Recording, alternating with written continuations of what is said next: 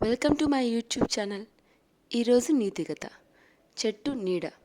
ఒకసారి ఒక చిన్న కుర్రాడు పేరు రాజు తన ఇంటి పక్కన ఉన్న ఒక పెద్ద చెట్టు కింద రోజు ఆడేవాడు. ఆ చెట్టు రాజుని చాలా ఇష్టపడేది. అతను రావడం కోసం ఎదురు చూస్తూ ఉండేది.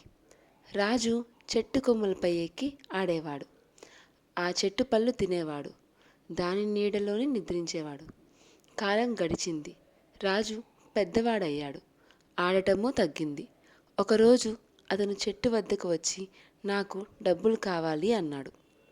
చెట్టు చింతించి నాకు డబ్బులు లేవు, కానీ నా పళ్ళు తీసుకో, అమ్ముకో అంది. రాజు చెట్టు పళ్ళు తీసుకొని వెళ్ళిపోయాడు. చాలా సంవత్సరాల తర్వాత రాజు తిరిగి వచ్చాడు. నాకు ఇంటి కోసం వృక్షం కావాలి అన్నాడు. చెట్టు తన కొమ్మల్ని ఇచ్చింది.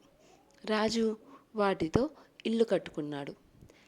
ఇంకొన్నేళ్ళ తర్వాత అతను మళ్ళీ వచ్చి నేను ఓడ పొయ్యేలా చేయాలనుకుంటున్నాను అన్నాడు. చెట్టు చెప్పింది, నా తాడుల్ని తీసుకో, ఓడ కట్టు. రాజు తీసుకొని వెళ్ళిపోయాడు. చివరికి రాజు వృద్ధుడయ్యాడు. మరొకసారి చెట్టు వద్దకు వచ్చాడు. నాకు ఇప్పుడు ఏమీ వద్దు, కేవలం విశ్రాంతి తీసుకోవాలనిపిస్తుంది అన్నాడు.